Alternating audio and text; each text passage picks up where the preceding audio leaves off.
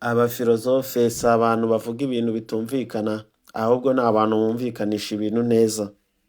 Dukomeje rwa rugamba rwo gushaka ibihamya bishingiye ku bwenge bigaragaza ko Imana ibaho. Uyu munsi turavuga inzira ya kabiri, inzira ijyanye na koze, impamvu cyangwa kabitera. Kugira ngo buri kintu cyose kiriho ku isi ubashe kucyumva neza, ugiheraheze, bisaba ko unyura mu mpamvu zigitera enye ukazumva rwose. Impamvu ya mbere bita causa materialis, impamvu ya kabiri bita causa formalis, impamvu ya gatatu bita causa efficiens, naho impamvu ya kane ikaba causa finalis. Kugira ngo izi mpamvu zumve neza, dufate urugero rw'intebe. Niwibaza utubundi iyi ntebe mbona ikoze mu ki? Igisubizo ubona kiraba ari causa materialis. Niwibaza uti iyi ntebe ikoze ite? Isite ifite iyihe shusho? Uraba ubonye causa formalis. Niwibaza uti iyi ntebe yakozwe nande?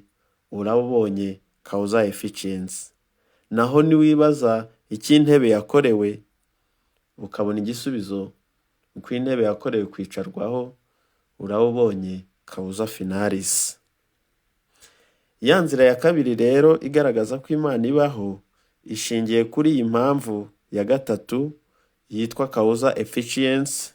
Hahandi twibajije duti intebe yakozwe nande? Ibiriho se byo byaturutse he? Byazanywe nande? Byaremwe nande? Byakozwe nande? Ibyo ari byo byose ikintu nticyakwitera, kuko kugira ngo kitere byasaba ko cyaba gisanzwe kibaho, kandi birumvikana ko kitaba kikiteye. Iyi rero kabitera cyangwa iyo cause efficiens twavuze haruguru, tuyibona mu bintu byose bidukikije. Kugira ngo umwana aboneke ni ngombwa ababyeyi. Reka tuyisubire kuri rwa rugero rw'intebe. Intebe kugira ngo iboneke ni ngombwa umubaji. Wafata hano n'ikindi uretse intebe. Intebe kugira ngo iboneke nimba ari ngombwa umubaji, uwo mubaji kugira ngo aboneke bikaba ari ngombwa ko agira ababyeyi be, abo babyeyi be nabo bakagira abandi babyeyi babo, abo babyeyi babo nabo bakagira ababyeyi babo, abo babyeyi babo nabo bakagira abandi babyeyi babo, bityo bityo bityo bityo tukabura iherezo.